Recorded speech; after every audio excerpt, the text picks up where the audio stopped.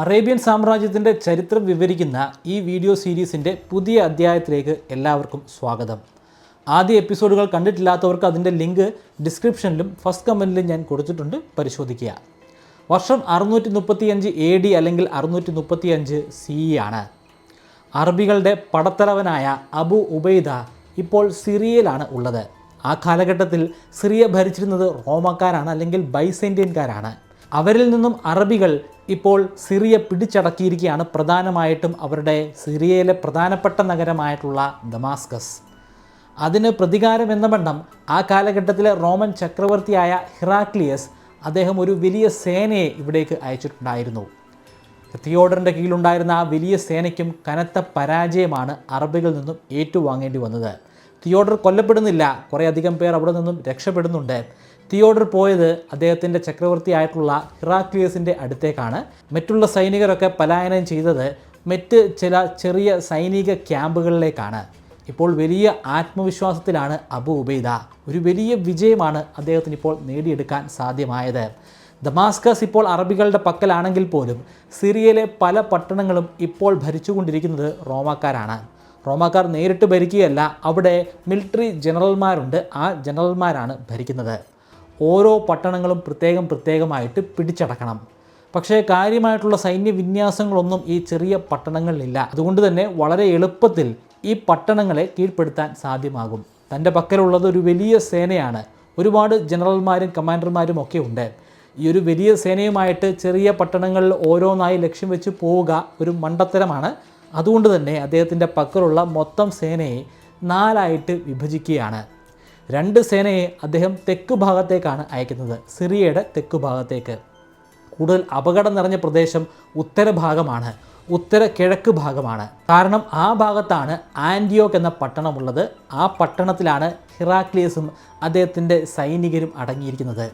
അവിടെ നിന്ന് എപ്പോൾ വേണമെങ്കിലും അടുത്ത ഒരു ആക്രമണം പ്രതീക്ഷിക്കാം. അതുകൊണ്ട് ആ ദിശ കേന്ദ്രീകരിച്ച് ചെറിയ പട്ടണങ്ങൾ കീഴ്പ്പെടുത്താനായിട്ട് ശ്രമിക്കുന്നത് അബു ഉബൈദ നേരിട്ടാണ്. അദ്ദേഹത്തോടൊപ്പം തന്നെ വളരെയധികം പ്രാധാന്യം അറിയിക്കുന്ന കമാൻഡറായ ജനറലായ ഖാലിദും ഒപ്പമുണ്ട്. ഇവരുടെ സൈന്യം ഏതാണ്ട് 15,000-ഓളം വരുന്ന ഒരു സൈന്യമാണ്. അവർ ദമാസ്കസിൽ നിന്നും പുറപ്പെടുകയാണ് മെസർ എന്ന പട്ടണം ലക്ഷ്യമാക്കി. മെസർ വളരെ ചെറിയൊരു പട്ടണമാണ്, പക്ഷേ അവിടെ 8,000-ഓളം വരുന്ന ഒരു സേനയുണ്ട്, റോമക്കാരുടെ സേന. അതിൻ്റെ ജനറൽ ഹാർബിസ് എന്ന് പറയുന്ന ഒരു പടത്തലവനാണ്. ആ പട്ടണം ലക്ഷ്യം വെച്ചിട്ടാണ് ഇവർ രണ്ടുപേരും അവരുടെ സേനയുമായി യാത്ര തിരിക്കുന്നത്. ഈ സമയത്തൊക്കെ തന്നെയും ഹിറാക്ലിയസ് വലിയ ദേഷ്യത്തിലാണ്. തൻ്റെ തിയോഡറിന് ഏറ്റുവാങ്ങേണ്ടി വന്ന കനത്ത പരാജയത്തിൻ്റെ രുചി അപ്പോൾ അദ്ദേഹത്തിന് രുചിക്കാൻ സാധിക്കുന്നുണ്ടായിരുന്നു. അതിന് പ്രതികാരം എന്ന വണ്ണം സിറിയ തിരിച്ചു പിടിക്കാനായിട്ട് അദ്ദേഹം കൂടുതൽ സൈന്യത്തെ ഒരുക്കിക്കൊണ്ടിരിക്കുകയാണ്. പുതിയതായിട്ട് നിരവധി സൈനികരെ അദ്ദേഹം റിക്രൂട്ട് ചെയ്യുന്നുമുണ്ട്. അതിനു പുറമെ അയൽ രാജ്യമായിട്ടുള്ള പേർഷ്യയിൽ നിന്നും അല്ലെങ്കിൽ സസാനിൽസിൽ നിന്നും കൂടുതൽ സൈനിക സേവനം സ്വീകരിക്കാനും അദ്ദേഹം തയ്യാറാകുന്നുണ്ട്. അതിനുവേണ്ടി ഈ സസാനിറ്റ്സുമായിട്ട് ഒരു സന്ധി സംഭാഷണവും നടത്തിക്കൊണ്ടിരിക്കുകയാണ്. ഖാലിദിനെ കീഴ്പ്പെടുത്താൻ, അബു ഉബൈദിനെ കീഴ്പ്പെടുത്താനായി ഒരു വലിയ സേനയെ അവിടെ ഉണ്ടാക്കിക്കൊണ്ടിരിക്കുന്ന ആ സാഹചര്യത്തിൽ ഖാലിദും അബു ഉബൈദയും ഇതൊന്നും അറിയാതെ അവരുടെ ദിശയിലുള്ള മെസർ എന്ന പട്ടണത്തിലേക്ക് യാത്ര പുറപ്പെടുകയാണ്. അവർ എത്തിച്ചേരുന്നത് ഒരു വിൻ്ററിലാണ് അല്ലെങ്കിൽ ഒരു ശൈത്യ കാലഘട്ടത്തിലാണ്, 635 AD ഡിസംബർ മാസം. അപ്പോൾ അവർക്ക് മെസ്സിയറിൽ എത്തിച്ചേരാൻ സാധ്യമായി, മെസ്സിയർ വളയാൻ സാധ്യമായി. പക്ഷേ അതിശക്തമായിട്ടുള്ള ശൈത്യമാണ്. ആ ശൈത്യത്തെ അതിജീവിക്കാൻ അറബികൾക്ക് അത്ര കെൽപ്പൊന്നുമില്ല. കാരണം അവർ ജീവിച്ചു പോന്നിരുന്ന ഒരു സാഹചര്യത്തിലല്ല നിലവിൽ അവർ നിൽക്കുന്നത്. ആ പട്ടണത്തിൽ കേന്ദ്രീകരിച്ച് ഭരിച്ചുകൊണ്ടിരിക്കുന്ന റോമൻ ജനറലായ ഹാർബീസിനും ഇത് വ്യക്തമായിട്ട് അറിയാമായിരുന്നു. അതുകൊണ്ട് തന്നെ അദ്ദേഹം വലിയ കോൺഫിഡൻസിലാണ്. ആ ചെറിയ പട്ടണത്തിന് ഒരു വലിയ കോട്ടമതിൽ തന്നെ ഉണ്ട്. ആ കോട്ടമതിലിന് 4 ഗേറ്റുകളുണ്ട്. 4 ഡയറക്ഷനിലുള്ള ഗേറ്റാണ്. ഒന്ന് കിഴക്കോട്ട്, ഒന്ന് പടിഞ്ഞാറേക്ക്, മറ്റൊന്ന് വടക്കോട്ടും, അവശേഷിച്ചത് തെക്കോട്ടുമാണ്. ഈ 4 ഗേറ്റിൻ്റെ മുൻപിലായി അല്പം അകലെയായിട്ട് അറബികളുടെ സേന പലതായിട്ട് ഡിവൈഡ് ചെയ്തിട്ടുണ്ട്. 15,000-ഓളം വരുന്ന സൈന്യമാണ് അറബികൾക്കുള്ളത്. അത് 4ആയിട്ട് ഡിവൈഡ് ചെയ്യുമ്പോൾ ഏകദേശം ഒരു 4,000-ഓളം വരുന്ന പടയാണ് ഓരോ ഗേറ്റിൻ്റെ മുൻവശത്തുള്ളത്.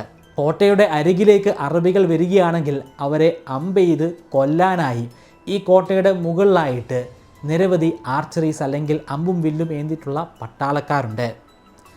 അറബികളുടെ പക്കലും പട്ടാളക്കാരുണ്ട്, അമ്പെയ്യുന്ന പട്ടാളക്കാർ തന്നെയുണ്ട്. അവർ അമ്പെയ്യുന്നുണ്ട് നിരന്തരമായിട്ട്. ഈ കോട്ടയുടെ മുകളിൽ അടങ്ങിയിരിക്കുന്ന ഹാർബീസിൻ്റെ പട്ടാളക്കാരും അമ്പെയ്തുകൊണ്ട് തന്നെ ഇരിക്കുകയാണ്.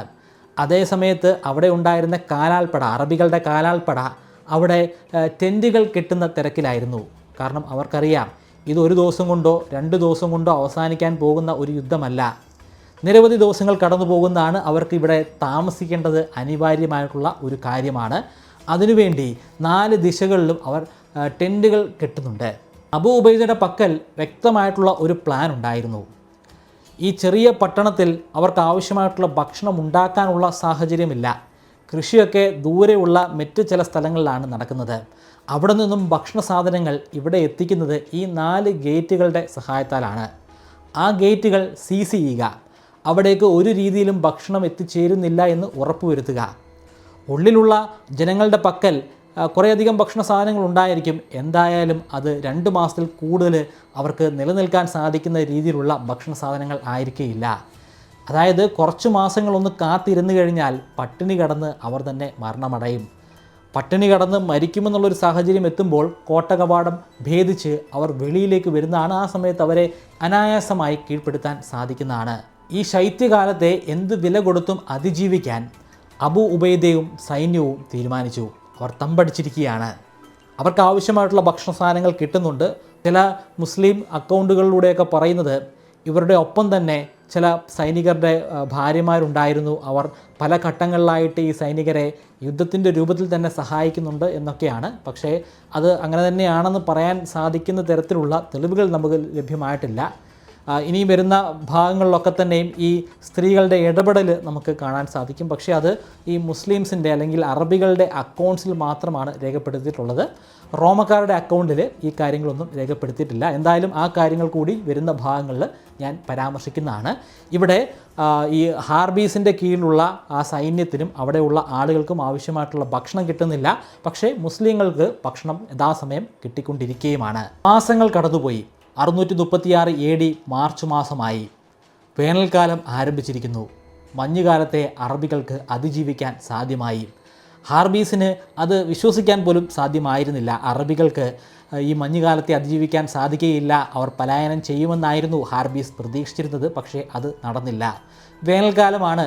ഇത് അർത്ഥമാക്കുന്നത് ഇനി എത്ര കാലം വേണമെങ്കിലും ഈ അറബികൾക്ക് തങ്ങളുടെ ഗേറ്റിൻ്റെ പരിസരത്ത് നിലയുറപ്പിക്കാൻ സാധിക്കുമെന്നാണ്. പക്ഷേ തങ്ങളുടെ പക്കൽ ആവശ്യമുള്ള ഭക്ഷണമില്ല.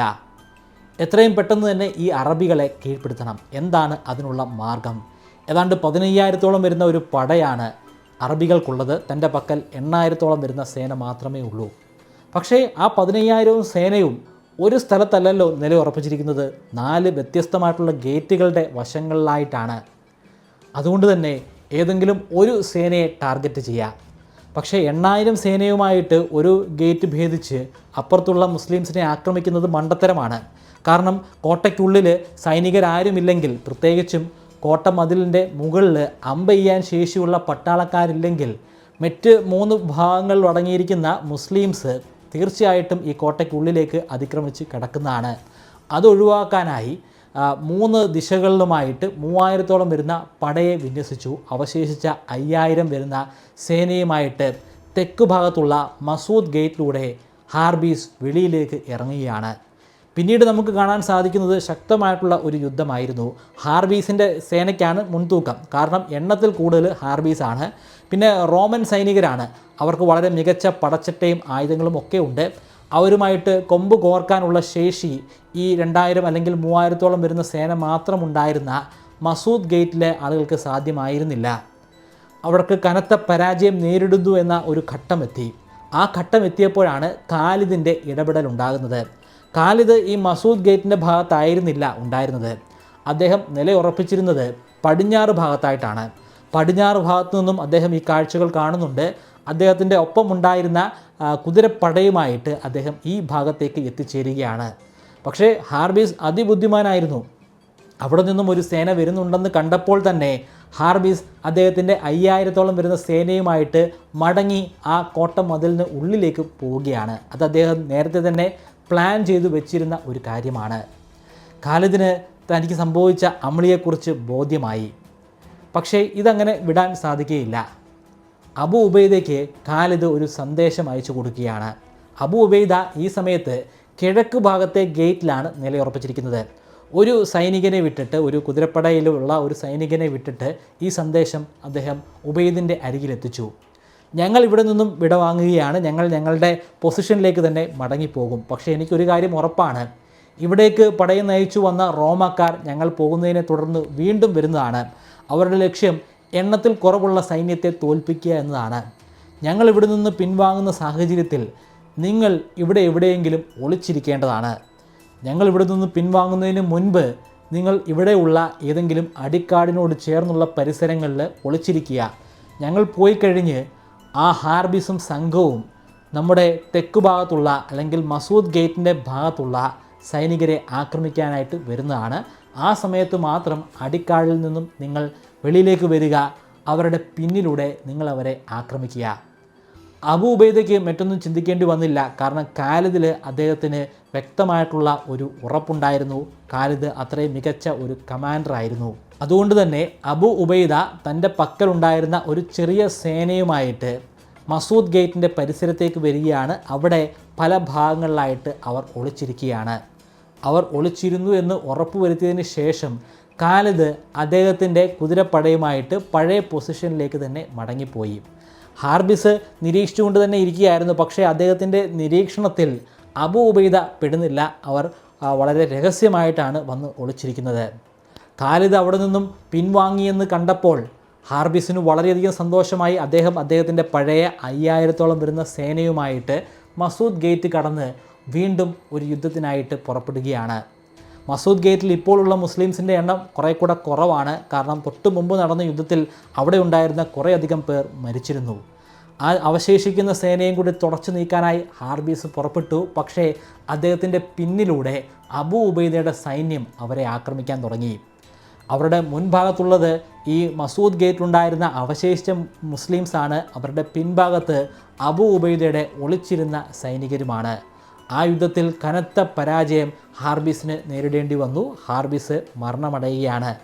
ഹാർബിസ് മരിച്ചു എന്ന് ഉറപ്പുവരുത്തി കഴിഞ്ഞപ്പോൾ ആ വലിയ സേനയുമായിട്ട് കോട്ട ലക്ഷ്യമാക്കി അബു ഉബൈദയുടെയും ഖാലിദിൻ്റെയും സൈന്യം നീങ്ങുന്നു. അങ്ങനെ അവർക്ക് പൂർണ്ണമായിട്ടും മെസർ എന്ന നഗരം കീഴ്പ്പെടുത്താൻ സാധ്യമായി. പക്ഷേ ഈ കീഴ്പ്പെടുത്തൽ നടക്കുന്ന സമയത്ത് മറ്റൊരു സേന ഇവിടേക്ക് യാത്ര പുറപ്പെട്ടിട്ടുണ്ടായിരുന്നു. മുമ്പ് പറഞ്ഞിരുന്നു ഹിറാക്ലിയസ് ഒരു വലിയ സേനയെ ഉണ്ടാക്കിക്കൊണ്ടിരിക്കുകയാണെന്ന്.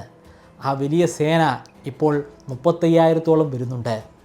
ചില കണക്കുകളിലൊക്കെ പറയുന്നത് അത് 70,000 ആണെന്നാണ്. എന്നാൽ ചില രേഖകളിൽ പറയുന്നത് 35,000 ആണെന്നാണ്. ഇതിൽ ഏതാണ് കൃത്യമെന്ന് നമുക്ക് പറയാൻ സാധിക്കുകയില്ല.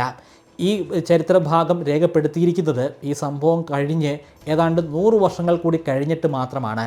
അതായത് പലരും പറഞ്ഞു കേട്ടിട്ടുള്ള അറിവിൻ്റെ അടിസ്ഥാനത്തിലാണ് നമ്മളിപ്പോൾ പറഞ്ഞുകൊണ്ടിരിക്കുന്ന ഈ യുദ്ധം രേഖപ്പെടുത്തിയിരിക്കുന്നത്. അതുകൊണ്ട് കൃത്യമായിട്ട് എത്രത്തോളം സൈന്യത്തെ ഉണ്ടാക്കിയെടുത്തു എന്ന് നമുക്കറിയുകയില്ല. പക്ഷേ ഇതേ കാര്യങ്ങൾ തന്നെ മുസ്ലിംസിൻ്റെ അക്കൗണ്ടിലും അതുപോലെ റോമാക്കാരുടെ അക്കൗണ്ടിലും രേഖപ്പെടുത്തിയിട്ടുള്ളതുകൊണ്ട് രണ്ടും ശരിയാണെന്ന് തന്നെ നമുക്ക് പറയാം. പക്ഷേ എത്ര സേനയുണ്ടെന്ന് കൃത്യമായിട്ട് പറയാൻ സാധിക്കുകയില്ല. എന്തായാലും ഖാലിദിൻ്റെയും അബു ഉബൈദയുടെയും കീഴിലുള്ള സേനയേക്കാൾ വലിയൊരു സംഖ്യ സേന തന്നെ ഹിറാക്ലിയസിൻ്റെ കീഴിൽ ഇപ്പോഴുണ്ട്. അവരെ 5 ഡിവിഷനുകളായിട്ട് ഡിവൈഡ് ചെയ്ത് ഈ അബു ഉബൈദയും ഖാലിദും അടങ്ങിയിരിക്കുന്ന മെസർ എന്ന പട്ടണത്തിലേക്ക് അയക്കുകയാണ്. അവരെ അറിയിക്കാതെ രഹസ്യമായിട്ട് വന്ന് അവരെ കീഴ്പ്പെടുത്താമെന്നുള്ള ഒരു പ്രതീക്ഷ ഹിറാക്ലിയസ് ഉണ്ടായിരുന്നു. പക്ഷേ ഹിറാക്ലിയസ് നേരിട്ട് ഈ യുദ്ധത്തിൽ പങ്കെടുക്കുന്നില്ല. കാരണം അദ്ദേഹത്തിന് നല്ല പ്രായമുണ്ട്. 65 വയസ്സിനും അപ്പുറമുള്ള പ്രായമാണ്. ആ കാലഘട്ടത്തിൽ 65 വയസ്സെന്നൊക്കെ പറയുന്നത് ഒരു വലിയ പ്രായം തന്നെയാണ്. അതുകൊണ്ട് അദ്ദേഹം നേരിട്ട് യുദ്ധത്തിൽ പങ്കെടുക്കുന്നില്ല. പക്ഷേ 5 ജനറൽമാരുടെ നേതൃത്വത്തിലുള്ള ഒരു സേനയെ അദ്ദേഹം ഇവിടേക്ക് അയക്കുകയാണ്. 636 AD ജൂൺ മാസം മെസർ പട്ടണത്തിലുണ്ടായിരുന്ന അബു ഉബൈദയ്ക്ക് അങ്ങ് ആൻറ്റിയോക്കിൽ നിന്നും ഒരു വലിയ സേന വരുന്ന കാര്യം മനസ്സിലായി. ഈ കാര്യങ്ങളൊക്കെ മനസ്സിലാക്കാനായി അദ്ദേഹം നിരവധി സ്കൗട്ടുകളെ പല ഭാഗങ്ങളിലേക്ക് അയച്ചിട്ടുണ്ടായിരുന്നു. അവരിൽ നിന്നാണ് വിവരം ലഭ്യമായത്.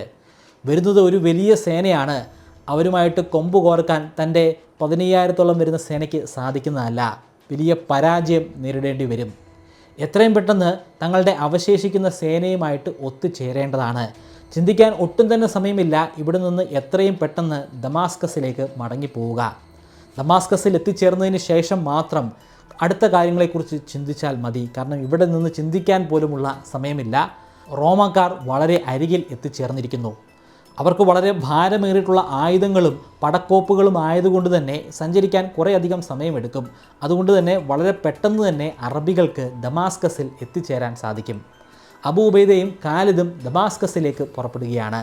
ആ യാത്രക്കിടയിലാണ് അബൂ ഉബൈദ യുദ്ധതന്ത്രങ്ങൾ മെനഞ്ഞെടുക്കുന്നത്. ദമാസ്കസ് എന്ന് പറയുന്നത് നല്ലൊരു പട്ടണമാണ്. പക്ഷേ ആ ഭാഗത്ത് തുറസായ വലിയ ഏരിയയുണ്ട്. ഒരു വലിയ ഏരിയയിൽ യുദ്ധം നടക്കുകയാണെങ്കിൽ കൂടുതൽ സൈനികരുള്ള പടയ്ക്കായിരിക്കും വിജയിക്കാൻ സാധിക്കുക. തങ്ങളുടെ പക്കൽ ചെറിയ സൈന്യം മാത്രമേ ഉള്ളൂ. തെക്ക് ഭാഗത്തേക്ക് പുറപ്പെട്ടു പോയിരിക്കുന്ന സൈന്യത്തിൻ്റെ എണ്ണവും കൂടെ കൂട്ടിയെടുത്താൽ പോലും അവിടെ നിന്ന് വരുന്ന ആ വലിയ സൈന്യവുമായിട്ട് കൊമ്പ് കോർക്കാൻ പോലും സാധിക്കുന്നതല്ല. അതുകൊണ്ട് ദമാസ്കസിൽ നിന്നുകൊണ്ട് യുദ്ധം ചെയ്യുന്നത് മണ്ടത്തരമാണ്. വളരെയധികം നേർത്ത ഒരു പ്രദേശത്തേക്ക് എത്തിച്ചേരണം. ഈ അബൂ ഉബൈദയുടെ ഒപ്പമുള്ള പട്ടാളക്കാരിൽ ലോക്കലായിട്ടുള്ള ആളുകളുമുണ്ട്. ഇവർ യുദ്ധം വിജയിക്കുന്ന ഘട്ടങ്ങളിൽ അവിടെ ഉണ്ടായിരുന്ന പല ആളുകളെയും മതപരിവർത്തനം നടത്താറുണ്ട്. പലർക്കും ഇവരുടെ മതത്തോട് പ്രത്യേകമായിട്ടുള്ള താല്പര്യമുണ്ട്. അവരെ ഇവരുടെ സൈന്യത്തിൻ്റെ ഭാഗമാക്കി മാറ്റുന്നുമുണ്ട്. അവരോട് ചോദിച്ചു മനസ്സിലാക്കുകയാണ് എവിടെയാണ് നമുക്ക് യുദ്ധം ചെയ്യാൻ അനുയോജ്യമായിട്ടുള്ള ഒരു സ്ഥലമുള്ളത്. അതിൽ ഒരാൾ പറയുന്നത് ജാബിയ എന്ന് പറയുന്ന ഒരു പ്രദേശത്തെയാണ്. ജാബിയ വളരെ മനോഹരമായിട്ടുള്ളൊരു പ്രദേശമാണ്. അവിടെ തുറസായിട്ടുള്ളൊരു സ്ഥലമല്ല ഉള്ളത്. അവിടെ യാർമൂക്ക് എന്ന് പറയുന്ന ഒരു നദി ഒഴുകുന്നുണ്ട്. ആ നദിയോട് ചേർന്ന് തന്നെ ടിബിരിസ് എന്ന പേരിലുള്ള ഒരു വലിയ തടാകവുമുണ്ട്. ഇതിന് ഇടയിലുള്ള പാസേജ് വളരെയധികം നേർത്ത ഒരു പാസേജാണ്. ആ ഭാഗത്ത് യുദ്ധം നടക്കുകയാണെങ്കിൽ തീർച്ചയായിട്ടും നമുക്കായിരിക്കും വിജയം ഉണ്ടാകുക. കാരണം വലിയ സേനയ്ക്ക് അവിടെ പിടിച്ചു നിൽക്കാൻ പ്രയാസമാണ്. അബൂ ഉബൈദയും ഖാലിദും അവരുടെ ഒപ്പീനിയൻ അതേപടി സ്വീകരിക്കുകയാണ്. അത് ബുദ്ധിപരമായിട്ടുള്ളൊരു കാര്യമാണ്. അതുകൊണ്ട് തന്നെ ദമാസ്കസിൽ നിൽക്കാതെ ദമാസ്കസും ഉപേക്ഷിച്ച് ജാബിയയിലേക്ക് പുറപ്പെടുക. ജാബിയയിലേക്കുള്ള ഈ യാത്രക്കിടയിൽ ഒരു ദൂതനെ അയക്കുകയാണ് തെക്ക് ഭാഗത്തേക്ക്, ജാബിയയും കഴിഞ്ഞുള്ള തെക്ക് ഭാഗത്തേക്ക്. കാരണം ആ ഭാഗത്താണ് ബാക്കി അവശേഷിക്കുന്ന അറബികളുടെ സേനയുള്ളത്. അവരെ എത്രയും പെട്ടെന്ന് കാര്യം ബോധ്യപ്പെടുത്തുക, അവരുടെ സേനയും ജാബിയയിൽ എത്തിക്കുക. അപ്പോൾ എണ്ണത്തിൽ കുറച്ചുകൂടെ ഒരു നേട്ടം ഇവർക്ക് കൈവരിക്കാൻ സാധിക്കും. ഇവർ ജാബിയയിൽ എത്തിച്ചേരുന്നു. ജാബിയയിൽ എത്തിച്ചേർന്നതിന് ശേഷം മാത്രമാണ് തെക്ക് ഭാഗത്തുണ്ടായിരുന്ന മറ്റ് അറബികളും ഇവരുടെ ഭാഗമായി മാറുന്നത്. ഈ സമയം റോമൻ പട്ടാളക്കാർക്ക് ഒരു യുദ്ധവും ചെയ്യാതെ തന്നെ മെസർ പട്ടണവും ദമാസ്കസ് പട്ടണവും തിരിച്ചുപിടിക്കാൻ സാധിച്ചു. അതിനുശേഷം സ്കൗട്ടുകളുടെ സഹായത്താൽ അവർക്ക് ജാബിയയിലുള്ള മുസ്ലിംസിനെ കുറിച്ച് മനസ്സിലാക്കാൻ സാധിച്ചു. അവർ അവിടെ നിന്നും വീണ്ടും യാത്ര പുറപ്പെടുകയാണ്. ജാബിയ ലക്ഷ്യമാക്കി പുറപ്പെടുകയാണ്. അവിടെ നിന്ന് വരുന്ന റോമാക്കാരെക്കുറിച്ച് മനസ്സിലാക്കാനായിട്ട് അബൂ ഉബൈദ കുറച്ച് സ്കൗട്ടുകളെ ഈ ദമാസ്കസിൻ്റെ പരിസര ഭാഗത്തേക്ക് അയച്ചിട്ടുണ്ടായിരുന്നു. ഇവരെ ജാബിയയിലേക്ക് പുറപ്പെട്ട റോമൻ പട്ടാളക്കാർ കാണുന്നുണ്ട്. അതിനെ തുടർന്ന് ഒരു ദാക്ഷിണ്യവുമില്ലാതെ ആ സ്കൗട്ടുകളെ എല്ലാവരെയും കൊല്ലുകയാണ്. കൊന്നതിന് ശേഷമാണ് അവർ ജാബിയ ലക്ഷ്യമാക്കിയുള്ള അവരുടെ യാത്ര തുടരുന്നത്. പക്ഷേ ജാബിയയിൽ അവർ കൃത്യമായിട്ട് എത്തിച്ചേരുന്നില്ല. കാരണം ജാബിയയിലെ മുസ്ലിം പടയാളികൾ നിൽക്കുന്ന ഭൂഭാഗത്തെക്കുറിച്ച് ഇവർക്ക് വ്യക്തമായിട്ട് അറിയാമായിരുന്നു. ആ പ്രദേശം വളരെയധികം നാരോ ആയിട്ടുള്ള ഒരു പ്രദേശമാണ്. അവിടെ ഒരു വലിയ സേനയുമായിട്ട് പോയിട്ട് ഒരു കാര്യവുമില്ല. എന്നാൽ അതിൽ നിന്നും അല്പം മാറിയിട്ട് തുറസായിട്ടുള്ളൊരു ഏരിയ ഉണ്ട്. ആ ഭാഗത്തായിട്ട് നമുക്ക് തമ്പടിക്കാം. അങ്ങനെ തമ്പടിച്ചു കഴിഞ്ഞാൽ തീർച്ചയായിട്ടും മുസ്ലിങ്ങൾക്ക് വെളിയിലേക്ക് വരേണ്ടി വരും. അവർക്ക് അധിക നാളൊന്നും അവിടെ നിലനിൽക്കാൻ സാധിക്കുന്നതല്ല. കാരണം അവർക്ക് ഒരുപാട് ലക്ഷ്യങ്ങളുണ്ട്. അവരുടെ ലക്ഷ്യങ്ങളെക്കുറിച്ച് കൃത്യമായിട്ടുള്ള ബോധ്യം ഈ 5 ജനറൽമാർക്കും ഉണ്ടായിരുന്നു. അബൂ ഉബൈദയുടെ കീഴിലുണ്ടായിരുന്ന സൈന്യം ഈ കാര്യങ്ങളൊക്കെ തന്നെയും ദൂരെ നിന്ന് നിരീക്ഷിക്കുന്നുണ്ടായിരുന്നു. തങ്ങളിൽ നിന്നും അല്പം മാറിയുള്ള ഒരു തുറസായ പ്രദേശത്ത് അവർ ടെൻറ്റ് കെട്ടുന്നതിനെക്കുറിച്ച് പോലും മനസ്സിലാക്കാൻ സാധിച്ചു. അതൊരു വലിയ തന്ത്രമാണ്. അവർ ഈ ഇടുങ്ങിയ ഭാഗത്തേക്ക് എന്തായാലും എത്തിച്ചേരുകയില്ല. അവിടെ നിന്നുകൊണ്ട് യുദ്ധം ചെയ്യാനായിരിക്കും അവരുടെ പദ്ധതി. റോമാക്കാരുമായി ഒരു സന്ധി സംഭാഷണം ഉണ്ടാക്കാൻ അബൂ ഉബൈദ കുറച്ചു പേരെ റോമാക്കാരുടെ അരികിലേക്ക് അയക്കുന്നു. അവരവിടെ ചെന്നതിന് ശേഷം ഒരു നെഗോഷിയേഷനാണ് നടത്തുന്നത്. അങ്ങോട്ടും ഇങ്ങോട്ടും ഒരുപാട് തർക്കങ്ങൾ ഉണ്ടാകുന്നു. ഉചിതമായിട്ടുള്ള ഒരു തീരുമാനത്തിലേക്ക് ഇരു കൂട്ടർക്കും എത്തിച്ചേരാൻ സാധിച്ചില്ല. റോമാക്കാരുടെ ആവശ്യം അറബികൾ തിരികെ അവരുടെ നാട്ടിലേക്ക് തന്നെ മടങ്ങിപ്പോവുക എന്നതായിരുന്നു. എന്നാൽ അറബികളുടെ ആവശ്യം ഈ റോമാക്കാർ അവരുടെ മതമായ മുസ്ലിം മതം സ്വീകരിച്ച് അവരുടെ രാജ്യത്തിൻ്റെ ഭാഗമായി മാറുക എന്നതായിരുന്നു. ഇരു കൂട്ടർക്കും ഈ കാര്യങ്ങൾ സ്വീകരിക്കാൻ സാധിക്കുമായിരുന്നില്ല. അതുകൊണ്ട് ആ നെഗോഷിയേഷൻ ഒക്കെ തന്നെയും അലമ്പിപ്പോവുകയാണ്. യുദ്ധം അനിവാര്യമായിട്ടുള്ള ഒരു ഘടകമായി മാറി. ഈ ഘട്ടത്തിൽ ഉമർ ഖലീഫ അദ്ദേഹം കുറച്ച് സൈന്യത്തെ കൂടി ഇവിടേക്ക് അയക്കുകയാണ്. 5000-ഓളം വരുന്ന യമനി ആർച്ചലേഴ്സ് അല്ലെങ്കിൽ യമനി അമ്പെയ്ത്തുകാർ, അതിനു പുറമെ 1000-ഓളം വരുന്ന കുന്തമേന്തിയ കാലാൾപ്പട, അങ്ങനെ 6000-ഓളം വരുന്ന ഒരു സൈന്യം കൂടി ഇപ്പോൾ ഈ മുസ്ലിം പടയുടെ ഭാഗമായി മാറിക്കഴിഞ്ഞിരിക്കുന്നു. ഓഗസ്റ്റ് മാസം 14-ാം തീയതി, വർഷം 636 AD അല്ലെങ്കിൽ 636 CE. ആ ഘട്ടത്തിൽ യുദ്ധത്തിനു വേണ്ടിയുള്ള സകല തയ്യാറെടുപ്പുകളും റോമക്കാർ സ്വീകരിച്ചു കഴിഞ്ഞു. അവരൊരു പ്രത്യേക തരത്തിലുള്ള ഫോർമേഷനാണ് നടപ്പിലാക്കുന്നത്. ഏറ്റവും മുൻപിലായി നിൽക്കുന്നത് കുതിരപ്പടയാണ്. ആ കുതിരപ്പട അടുപ്പിച്ചല്ല നിൽക്കുന്നത്, വലിയ ഡിസ്റ്റൻസ് ഇട്ടിട്ട് വലിയ ഗ്യാപ്പിലാണ് കുതിരപ്പട നിൽക്കുന്നത്. സാധാരണഗതിയിൽ യുദ്ധത്തിൻ്റെ ഏറ്റവും മുൻപിൽ അപ്രകാരം കുതിരപ്പട നിൽക്കാറില്ല. കാലാൾപ്പട അല്ലെങ്കിൽ അമ്പെയ്ത്തുകാരാണ് മുൻപിൽ നിൽക്കുന്നത്.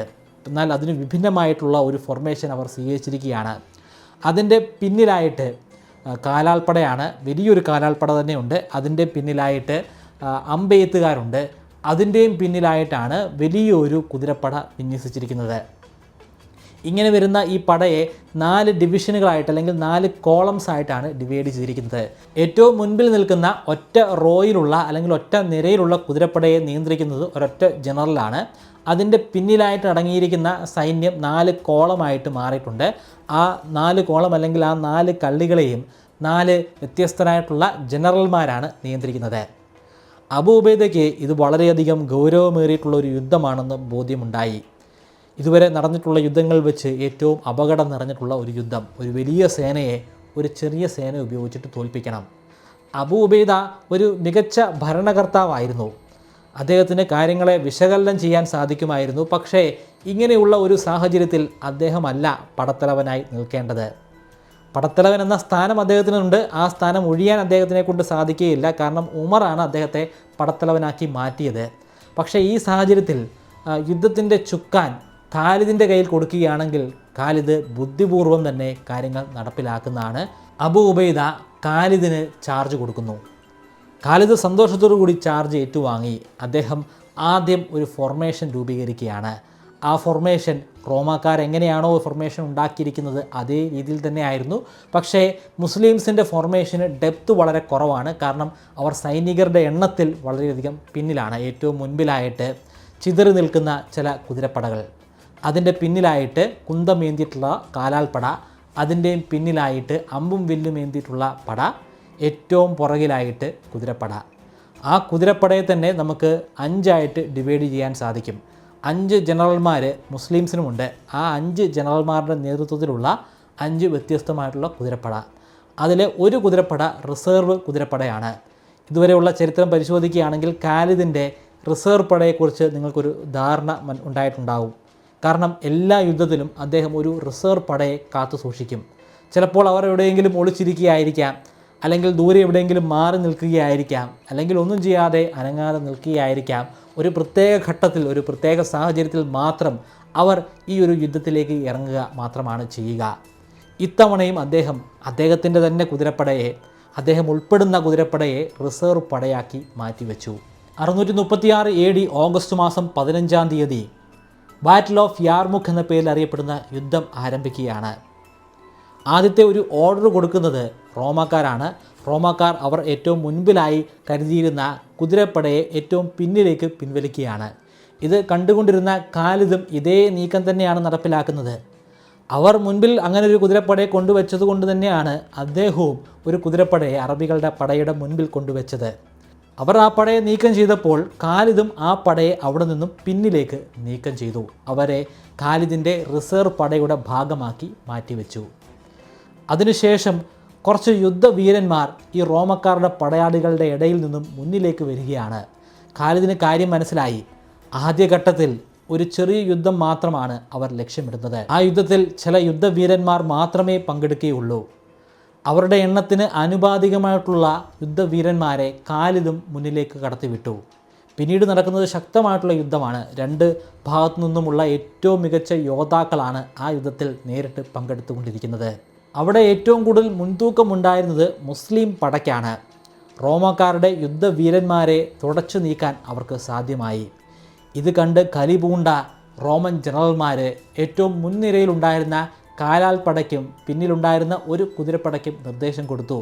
ആ കാലാൾപ്പടയും കുതിരപ്പടയും യുദ്ധമുഖത്തേക്ക് ഓടുകയാണ്, മുസ്ലിംസിന് നേർക്ക് ഓടുകയാണ്. ഖാലിദും ഉത്തരവ് കൊടുത്തു. മുൻപിലുണ്ടായിരുന്ന കുതിരപ്പടയ്ക്കും കാലാൾപ്പടയ്ക്കുമാണ് ഉത്തരവ് കൊടുക്കുന്നത്. അവർ രണ്ടുപേരും പരസ്പരം ഏറ്റുമുട്ടുകയാണ്. ഈ യുദ്ധം ആരംഭിക്കുന്നത് തന്നെ ഉച്ചയ്ക്ക് ശേഷമായിരുന്നു. വൈകുന്നേരമായി, ഇരുട്ടായതിനെ തുടർന്ന് യുദ്ധം ഇനി മുന്നോട്ട് കൊണ്ടുപോകാൻ സാധിക്കുകയില്ല എന്ന് രണ്ട് കൂട്ടർക്കും മനസ്സിലായി. അതുകൊണ്ട് തന്നെ ആദ്യ ദിവസത്തെ യുദ്ധം അവിടെ അവസാനിപ്പിക്കുകയാണ്. രണ്ട് കൂട്ടരും ഒരുപോലെ തന്നെ യുദ്ധത്തിൽ പോരാടിയിരുന്നു. രണ്ട് കൂട്ടരിലും കുറേ ആളുകൾ മരണമടഞ്ഞിട്ടുണ്ട്. പക്ഷേ ആർക്കാണ് മുൻതൂക്കമെന്ന് ഈ ഘട്ടത്തിൽ നമുക്ക് പറയാൻ സാധിക്കുന്നതല്ല. രാത്രിയിൽ വിശ്രമിക്കാനായി ഇരു കൂട്ടരും പിരിഞ്ഞുപോയി. പക്ഷേ റോമാക്കാർ വിശ്രമിക്കുകയായിരുന്നോ ആ ഘട്ടത്തിൽ? അല്ല, അവർ പ്ലാൻ ചെയ്യുകയായിരുന്നു. എന്ത് വില കൊടുത്തും ഈ മുസ്ലിംസിനെ ഒതുക്കണം. അതിനുവേണ്ടി ചില കരുനീക്കങ്ങൾ കൂടി നീക്കാൻ ഈ രാത്രിയിൽ അവർ തീരുമാനിച്ചു. ഏതാനും കുതിരപ്പടയെ അവർ മുസ്ലിംസിൻ്റെ അരികിലേക്ക് അയക്കുകയാണ്. എന്താണ് ലക്ഷ്യമെന്ന് നമുക്ക് വ്യക്തമല്ല. പക്ഷേ ഖാലിദും വെറുതെ ഇരുന്നില്ല. അദ്ദേഹത്തിന് അറിയാമായിരുന്നു രാത്രിയുടെ അന്ത്യയാമങ്ങളിൽ എന്തെങ്കിലും കുരുത്തക്കേട് ഈ റോമക്കാർ കാണിക്കുമെന്ന്. അതുകൊണ്ട് തന്നെ ചില ഗാർഡുകളെ അദ്ദേഹം വിന്യസിപ്പിച്ചിട്ടുണ്ടായിരുന്നു, കുതിരപ്പടയുടെ ഭാഗമായിട്ടുള്ള ചില ഗാർഡുകൾ. മുസ്ലിംസിൻ്റെ ഭാഗത്തേക്ക് പുറപ്പെട്ട ഈ കുതിരപ്പട വന്നു പെടുന്നത് ഖാലിദ് പ്രത്യേകമായിട്ട് നിയമിച്ചിട്ടുണ്ടായിരുന്ന ഗാർഡുകളുടെ മുൻപിലായിരുന്നു. അവരെ കണ്ടപ്പോൾ പെട്ടെന്ന് തന്നെ റോമക്കാർ അവിടെ നിന്നും ഓടി രക്ഷപ്പെടുകയാണ് ഉണ്ടായത്. ഗാർഡുകൾക്ക് വ്യക്തമായി ഈ രാത്രിയിൽ എന്തും സംഭവിക്കാനുള്ള സാധ്യതയുണ്ട്. അതുകൊണ്ട് തന്നെ ജാഗരൂകരായി ഇവിടെ നിൽക്കണം. മടങ്ങിപ്പോയ കുതിരപ്പട കാര്യങ്ങൾ വിവരിച്ചു. അവിടെ ഗാർഡുകളുണ്ട്, അതുകൊണ്ട് നമുക്ക് അവിടേക്ക് കടന്നു പോകാൻ സാധിക്കുന്നതല്ല. ഒരു ജനറലിൻ്റെ ഭാഗത്തു നിന്നും ഒരു ഐഡിയ ഉണ്ടാകുകയാണ്, ഒരു പ്ലാൻ. അദ്ദേഹം പറഞ്ഞു, മുസ്ലിങ്ങളുടെ ആചാര രീതി അനുസരിച്ച് അവർ നേരം വെളുക്കുന്ന സമയത്ത് കൂട്ടമായി പ്രാർത്ഥിക്കും, അല്ലെങ്കിൽ നമസ്കരിക്കും.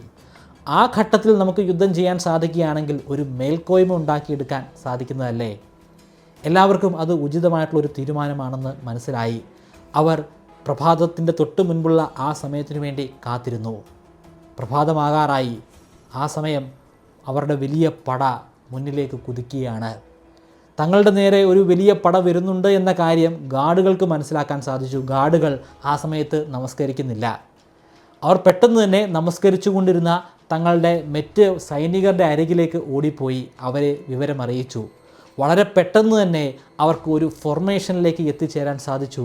കയ്യിലുണ്ടായിരുന്ന ആയുധങ്ങളുമൊക്കെയായി അവർ യുദ്ധക്കളത്തിലേക്ക് ഓടുകയാണ്. അവരിവിടേക്ക് എത്തിച്ചേരുന്നതിന് മുൻപ് തന്നെ നമ്മൾ യുദ്ധക്കളത്തിൽ എത്തിച്ചേരണം. അവർക്കൊരു മേൽക്കോയ്മ ഉണ്ടാകാനുള്ള സാഹചര്യം ഉണ്ടാക്കിക്കൂടാ. ഓഗസ്റ്റ് മാസം 16-ാം തീയതി യുദ്ധത്തിൻ്റെ 2-ാം ദിവസം ആരംഭിച്ചിരിക്കുന്നു. റോമക്കാർ ഒരു പ്രത്യേക ഫോർമേഷനിൽ അലൈൻ ചെയ്തിരിക്കുകയാണ്. അവർ 4 കോളമായിട്ടാണ് നിലയുറപ്പിച്ചിരിക്കുന്നത്. 2 വിങ്ങുകളിലായിട്ടാണ് ഏറ്റവും മികച്ച, ഏറ്റവും കഴിവുള്ള ഇൻഫൻട്രി അല്ലെങ്കിൽ കാലാൾപ്പടയെ വിന്യസിച്ചിരിക്കുന്നത്. അങ്ങനെ ചെയ്യുന്നത് കൊണ്ടൊരു നേട്ടമുണ്ട്. ഈ രീതിയിൽ യുദ്ധം ചെയ്തു പോവുകയാണെങ്കിൽ മുസ്ലിംസിൻ്റെ ഈ 2 വിങ്ങുകളിലുമുള്ള പടയാളികളെ കൊന്ന് ഇവർക്ക് പിന്നിലെത്തിച്ചേരാൻ സാധിക്കും. അങ്ങനെ വരികയാണെങ്കിൽ മുസ്ലിംസ് ഒരു വലിയ ട്രാപ്പിൽ അകപ്പെട്ടു പോകുന്നതാണ്. അവരുടെ മുൻപിലും പിന്നിലും വശങ്ങളിലുമായിട്ട് റോമക്കാരെ കൊണ്ട് നിറയുന്നതാണ്. അങ്ങനെ ഒരു സാഹചര്യത്തിൽ റോമാക്കാർക്ക് മാത്രമേ അവിടെ വിജയിക്കാൻ സാധിക്കുകയുള്ളൂ. 4 കോളമായിട്ട് ശത്രുക്കൾ വരുന്നത് കണ്ട് ഖാലിദും തൻ്റെ സൈന്യത്തെ 4 കോളമായിട്ട് വിന്യസിക്കുന്നു.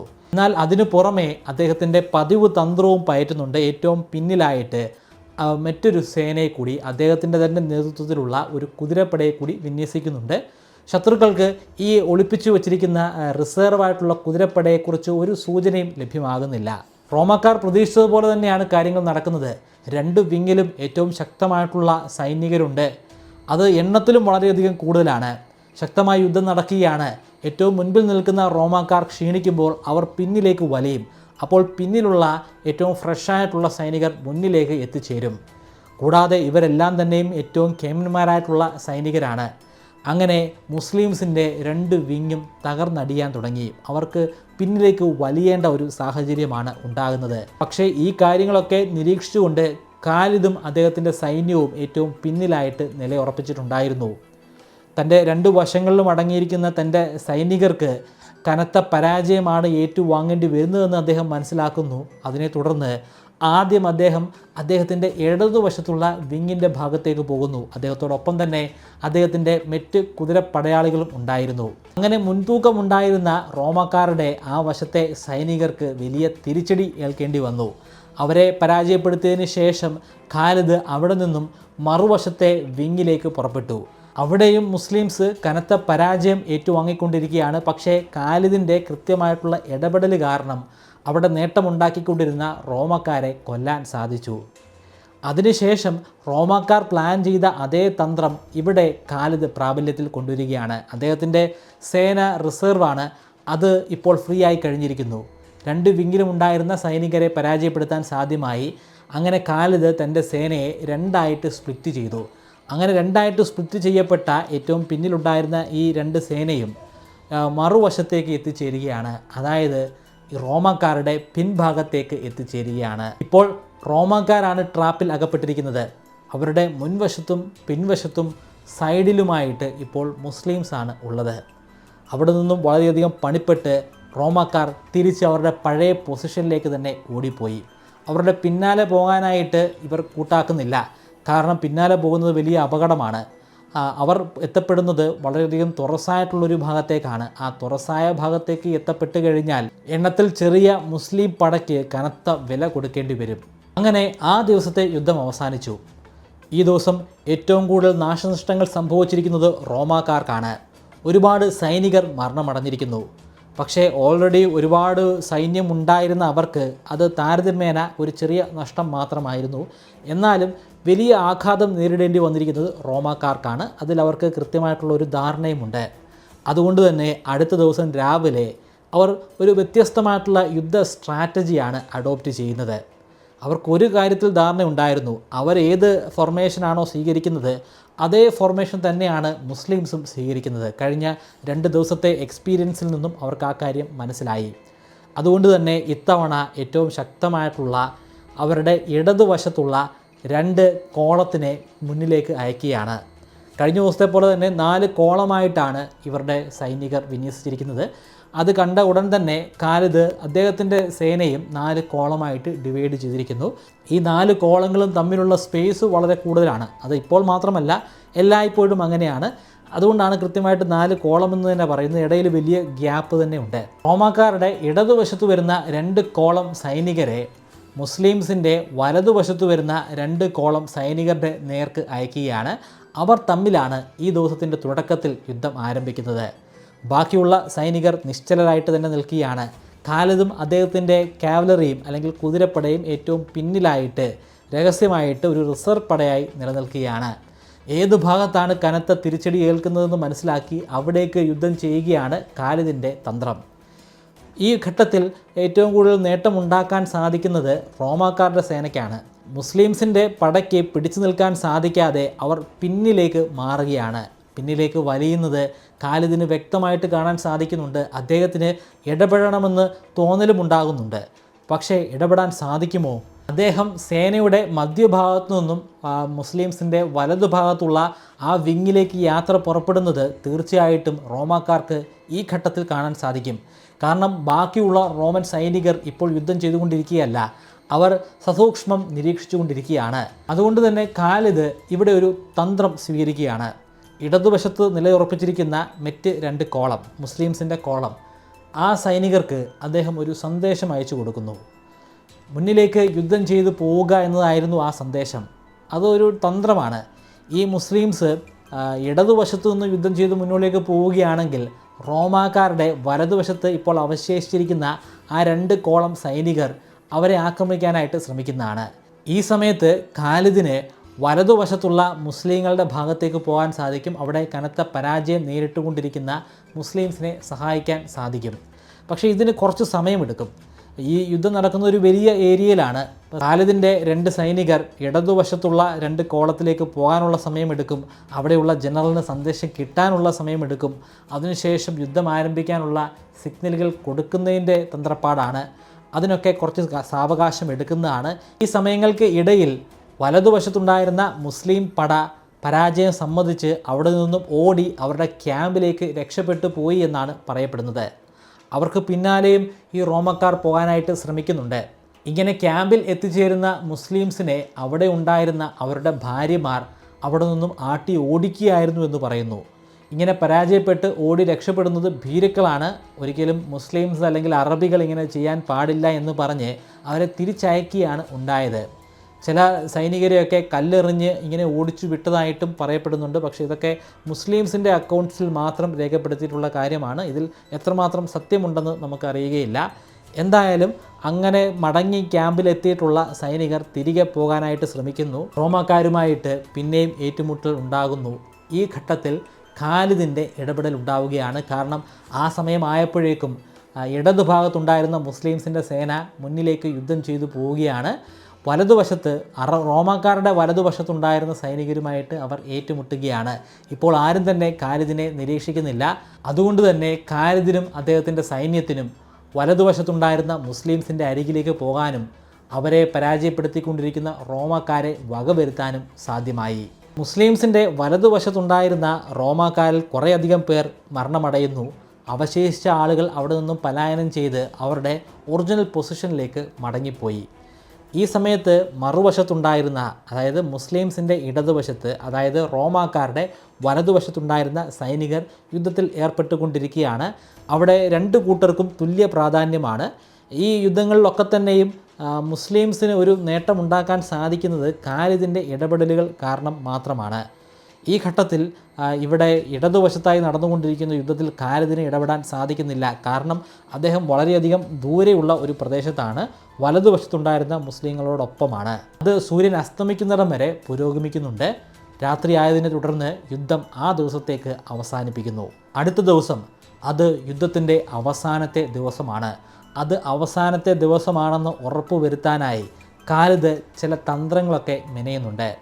അദ്ദേഹത്തിന് ഒരു കാര്യത്തിൽ ധാരണയുണ്ടായി. മുസ്ലിംസിൻ്റെ വലതുവശത്തുള്ള വിങ് അത്രയധികം സ്ട്രോങ് അല്ല. മാത്രമല്ല റോമാക്കാർ കൂടുതലായിട്ട് സൈനികരെ ഈ വലതുവശത്തേക്ക് അയക്കുന്നുമുണ്ട്. അവർ കുറേ കൂടി ശക്തരായിട്ടുള്ള ഒരു സേനയുമാണ്. ആ ഭാഗത്തൊരു പരാജയം ഏറ്റുവാങ്ങേണ്ടി വന്നാൽ മുസ്ലിംസിൻ്റെ ഇടതുവശത്തുള്ള സൈനികർക്കും പരാജയപ്പെടേണ്ടി വരും. കാരണം റോമാക്കാർ പിന്നിലൂടെ ആക്രമിക്കാനുള്ളൊരു സാഹചര്യമാണ് അതിലൂടെ ഉരുത്തിരിഞ്ഞു വരുന്നത്. അതുകൊണ്ട് രഹസ്യമായി അദ്ദേഹത്തിൻ്റെ കുതിരപ്പടയെ ഇവിടെ ഉപയോഗിക്കുകയാണ്. മുസ്ലിംസിൻ്റെ വലതുവശത്തുള്ള കാലാൽപ്പടയുടെയും അമ്പെയ്ത്തുകാരുടെയും പിന്നിലായിട്ട് സകല കുതിരപ്പടയും അദ്ദേഹം നിർത്തുകയാണ്. അതിനു പുറമെ ചില കുതിരപ്പടകൾക്ക് മറ്റൊരു നിർദ്ദേശം കൂടി കൊടുക്കുന്നു. യുദ്ധം ആരംഭിക്കുന്ന ഘട്ടത്തിൽ ഏറ്റവും പിന്നിലുണ്ടായിരിക്കുന്ന ചില കുതിരപ്പടകൾ അവിടെ നിന്നും കിഴക്ക് ഭാഗത്തേക്ക് സഞ്ചരിക്കേണ്ടതാണ്. കുറേ അധികം ദൂരം കിഴക്ക് ഭാഗത്തേക്ക് സഞ്ചരിച്ചതിന് ശേഷം അവിടെ നിന്നും വടക്കോട്ട് സഞ്ചരിക്കുക, ശേഷം പടിഞ്ഞാറ് ഭാഗത്തേക്ക് സഞ്ചരിക്കുക. ആ ഭാഗത്തുകൂടെ ആയിരിക്കും റോമാക്കാർ പലായനം ചെയ്യുക. അതെ, തങ്ങൾ യുദ്ധത്തിൽ വിജയിക്കാൻ പോകുന്നുവെന്ന് മുൻകൂട്ടി തീരുമാനിച്ചിരിക്കുകയാണ് ഖാലിദ്. എണ്ണത്തിൽ വളരെ കുറവാണ് ഇപ്പോഴും ഖാലിദിൻ്റെ സേന. എങ്കിൽ പോലും തങ്ങൾ വിജയിക്കാൻ പോകുന്നുവെന്നും പരാജയം സമ്മതിച്ച് ഓടി രക്ഷപ്പെടാൻ പോകുന്ന റോമാക്കാരെ കൂടി തുടച്ചു നീക്കാനായിട്ട് പ്രത്യേകമായിട്ട് സൈന്യത്തെ മറ്റൊരു ഭാഗത്തു കൂടി നിലയുറപ്പിക്കുന്നു. അതിബുദ്ധിമാനാണ് ഖാലിദ്. യുദ്ധം ആരംഭിച്ചു. റോമാക്കാർ ലക്ഷ്യമിട്ടത് മുസ്ലിംസിൻ്റെ വലതുവശത്തുള്ള സൈന്യത്തെ ആയിരുന്നു. അവർ നോക്കുമ്പോൾ വലതുവശത്ത് കഴിഞ്ഞ ദിവസം ഉണ്ടായിരുന്ന പോലുള്ള സൈന്യം മാത്രമേ ഉള്ളൂ. അവർ തീർത്തും ദുർബലരാണ്. ഈ മുസ്ലിംസ് എന്ത് മണ്ടന്മാരാണ്, അവരെ വേണമെങ്കിൽ ഷഫിൾ ചെയ്യാമായിരുന്നു. എന്നാൽ ഷഫിൾ ചെയ്യാതെ ആ ദുർബലരായിട്ടുള്ള എണ്ണത്തിൽ കുറവുള്ള സൈന്യത്തെ അവിടെ ഇപ്പോൾ ഇൻസ്റ്റോൾ ചെയ്തിരിക്കുകയാണ്. വളരെ സന്തോഷത്തോടു കൂടി തന്നെ ഏറ്റവും ശക്തമായിട്ടുള്ള കാലാൽപ്പടയെ അവിടേക്ക് റോമാക്കാർ അയച്ചു. ബാക്കി ഭാഗങ്ങളിലും യുദ്ധം പുരോഗമിക്കുന്നുണ്ട്. പക്ഷേ ഏറ്റവും നിർണായകമായിട്ടുള്ള കാര്യങ്ങൾ സംഭവിക്കുന്നത് മുസ്ലിംസിൻ്റെ വലതുവശത്താണ്. വലതുവശത്തെ യുദ്ധത്തിൽ ആദ്യഘട്ടങ്ങളിലൊക്കെ റോമാക്കാർക്കാണ് പുരോഗതി ഉണ്ടാക്കാൻ സാധിച്ചത്. പക്ഷേ മുസ്ലിംസിൻ്റെ വലതുവശത്തെ കാലാൽപ്പടയ്ക്ക് പിന്നിലുണ്ടായിരുന്ന കുതിരപ്പട മുന്നിലേക്ക് എത്തിച്ചേർന്ന് അവിടെ ഉണ്ടായിരുന്ന റോമാക്കാരെ വകവരുത്തി. പിന്നീട് ആ കുതിരപ്പട തന്നെ മൊത്തത്തിലുള്ള റോമൻ സേനയെ വലം വയ്ക്കുന്നതാണ് കാണാൻ സാധിക്കുന്നത്.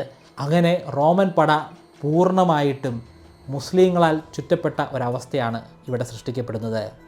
അവിടെ നിന്നും എന്തു വില കൊടുത്തും ഓടി രക്ഷപ്പെടുക എന്നൊരു ഘട്ടത്തിലേക്ക് റോമാക്കാർ എത്തിച്ചേർന്നു. അതിനെ തുടർന്ന് അവർ അവിടെ നിന്നും ഓടി രക്ഷപ്പെടുകയാണ്. ഓടി രക്ഷപ്പെടുന്നത് എവിടേക്കാണ്? മുൻപ് ഖാലിദ് എവിടെയാണോ സൈനികരെ വിന്യസിച്ചിരുന്നത് അതേ ഭാഗത്തേക്ക് തന്നെ ഇവർ ഓടി രക്ഷപ്പെടുന്നു. അവർക്ക് പിന്നാലെ മുസ്ലിംസും ഓടുന്നുണ്ട്. ഓടി രക്ഷപ്പെടുന്ന റോമക്കാരുടെ മുൻവശത്തും പിൻവശത്തും മുസ്ലിംസായി. ഒടുവിൽ 90% വരുന്ന സൈനികർക്കും അവിടെ മരണമടയേണ്ടി വന്നു. വെറും 20% വരുന്ന സൈനിക നാശനഷ്ടം മാത്രമേ മുസ്ലിങ്ങളുടെ ഭാഗത്തുണ്ടായിട്ടുള്ളൂ. പക്ഷേ റോമാക്കാർക്ക് നഷ്ടമായത് 90% വരുന്ന ഒരു വലിയ സേനയാണ്. ഒരു കാര്യം ഓർക്കണം, ഏതാണ്ട് 70,000 വരുന്ന ഒരു സേനയായിരുന്നു ഈ റോമിൽ നിന്നും അല്ലെങ്കിൽ ആൻറ്റിയോക്ക് നഗരത്തിൽ നിന്നും ഇവിടെ എത്തിച്ചേർന്നത്. അതിൽ തന്നെ 90% മരണമടഞ്ഞിരിക്കുന്നു. റോമാക്കാരുടെ ഏറ്റവും മോശമായിട്ടുള്ള ഒരു യുദ്ധമായിരുന്നു ഇത്. ഏറ്റവും കൂടുതൽ നാശനഷ്ടങ്ങൾ നേരിടേണ്ടി വന്ന ഒരു യുദ്ധം കൂടിയായി ഇത് മാറുകയാണ്. ഈ ഒരു യുദ്ധവിജയത്തോടു കൂടി സിറിയ എന്ന ആ മഹാനഗരം പൂർണ്ണമായിട്ടും അറബികളുടെ കയ്യിലായി മാറുകയാണ്. അറബികളുടെ യുദ്ധങ്ങളിൽ വെച്ച് ഏറ്റവും മികച്ച, ഏറ്റവും കൂടുതൽ നേട്ടം കൈവരിച്ച ഒരു യുദ്ധമായി ഇത് ചരിത്രത്തിൽ രേഖപ്പെടുത്തുകയാണ്. അറേബ്യയിലെ കാലിഫേറ്റ് ഡൈനാസ്റ്റിയുടെ ചരിത്രം ഇതുകൊണ്ടൊന്നും അവസാനിക്കുകയില്ല. ഒരു 1000 വീഡിയോ ചെയ്താലും അവസാനിക്കുന്ന ചരിത്രമല്ല അറേബ്യൻ കാലിഫേറ്റിൻ്റെ ചരിത്രം. പക്ഷേ ഈ ഒരു സീസൺ ഞാനിവിടെ കുറച്ച് നാളത്തേക്ക് നിർത്തുകയാണ്. അറേബ്യൻ കാലിഫേറ്റ് ഡൈനാസ്റ്റിയുടെ 2ാമത്തെ സീസൺ മറ്റൊരു സാഹചര്യത്തിൽ ഞാൻ വീണ്ടും ആരംഭിക്കുന്നതാണ്. കാരണം പല ഘട്ടങ്ങളിലായിട്ട് നിർത്തിവെച്ചിരിക്കുന്ന പല വീഡിയോ സീരീസ് ഈ ചാനൽ തന്നെ ഉണ്ട്. കേരള ചരിത്രത്തിൻ്റെ സീരീസുണ്ട്, ടിപ്പു സുൽത്താൻ്റെ പടയോട്ടത്തിൻ്റെ സീരീസുണ്ട്, അതിനു പുറമെ ഇന്ത്യൻ ചരിത്രത്തിൻ്റെ സീരീസുണ്ട്. അതിനും പുറമെ ഞാൻ അടുത്തിടെ നടത്തിയ ഒരു സർവേയിലൂടെ നിങ്ങൾ നിർദ്ദേശിച്ച ലോകമഹായുദ്ധത്തിൻ്റെ 1ാം ലോകമഹായുദ്ധത്തിൻ്റെ സീരീസ് ആരംഭിക്കേണ്ടതായിട്ടുണ്ട്. ഒരുപാട് ചരിത്രങ്ങൾ നമുക്ക് ഈ ഒരു ചാനലിലൂടെ പറയേണ്ടതായിട്ടുണ്ട്. ചരിത്രം ഒരിക്കലും അവസാനിക്കുന്ന ഒരു വിഷയമല്ല, അത് തുടർച്ചയായിട്ട് തന്നെ നടന്നുകൊണ്ടിരിക്കുകയാണ്. വ്യത്യസ്തമായിട്ടുള്ള ചരിത്ര വീഡിയോകൾ ഈ ചാനലിൽ നിരന്തരമായി തന്നെ ഞാൻ ചെയ്യാൻ ശ്രമിക്കുന്നതാണ്. അത്തരത്തിലുള്ള ചരിത്ര വീഡിയോകൾ കാണാൻ താല്പര്യമുണ്ടെങ്കിൽ തീർച്ചയായിട്ടും നിങ്ങൾ ചാനൽ സബ്സ്ക്രൈബ് ചെയ്യുക. ആ ബെൽ ഐക്കൺ കൂടി ഇനേബിൾ ചെയ്ത് കഴിഞ്ഞാൽ ഈ ചാനലിൽ ഇടുന്ന വീഡിയോകളെല്ലാം കൃത്യമായിട്ട് നിങ്ങൾക്ക് ലഭ്യമാകുന്നതാണ്. കാലിഫേറ്റ് ഡൈനാസ്റ്റിയുടെ ചരിത്രത്തിന് പുറമെ റോമൻ സാമ്രാജ്യത്തിൻ്റെ പൂർണ്ണമായിട്ടുള്ള ചരിത്രം നമ്മൾ ഓൾറെഡി ചെയ്ത് കഴിഞ്ഞിരിക്കുന്നു. അതിൽ പല വീഡിയോസും നിങ്ങൾ കണ്ടിട്ടുണ്ടായിരിക്കും. അത് കണ്ടിട്ടില്ലാത്തവർക്ക് അതിൻ്റെ ലിങ്ക് ഞാൻ ഡിസ്ക്രിപ്ഷനിൽ കൊടുക്കുന്നുണ്ട്. അതുപോലെ തന്നെ ഞാൻ ചെയ്ത മറ്റൊരു സീരീസാണ് ക്ലിയോപാട്രയുടെ ചരിത്രം വിവരിക്കുന്ന സീരീസ്. അത് ഒരു ലെങ്തി വീഡിയോ ആയിട്ട് ആ എപ്പിസോഡുകളെല്ലാം ചേർത്ത് ഒരൊറ്റ വീഡിയോ ആക്കി ഞാൻ മാറ്റിയിട്ടുണ്ട്. അതിൻ്റെ ലിങ്കും ഞാൻ ഡിസ്ക്രിപ്ഷനിലും ഫസ്റ്റ് കമൻറ്റിലും കൊടുക്കുന്നുണ്ട്. ആ വീഡിയോകൾ കൂടി പരിശോധിക്കുക. ഈ വീഡിയോ നിങ്ങൾക്ക് ഇഷ്ടപ്പെട്ടെങ്കിൽ തീർച്ചയായിട്ടും ഈ വീഡിയോ ഒന്ന് ലൈക്ക് ചെയ്യുക. നിങ്ങളുടെ ലൈക്കുകൾ കൊണ്ട് എനിക്ക് പ്രത്യേകിച്ച് നേട്ടമൊന്നും ഉണ്ടാക്കാൻ സാധിക്കുന്നതല്ല. പക്ഷേ ആ ലൈക്കുകളും കമൻറ്റുകളും എനിക്ക് വലിയ രീതിയിലുള്ളൊരു മോട്ടിവേഷനാണ് തരുന്നത്. നിങ്ങൾ എത്ര പേർ എൻ്റെ വീഡിയോ കണ്ടു എന്നത് എനിക്കൊരു വിഷയമല്ല. പക്ഷേ ഞാൻ പ്രധാനമായിട്ടും നോക്കുന്നത് കമൻറ്റുകളാണ്, അതുപോലെ ലൈക്കുകളാണ്.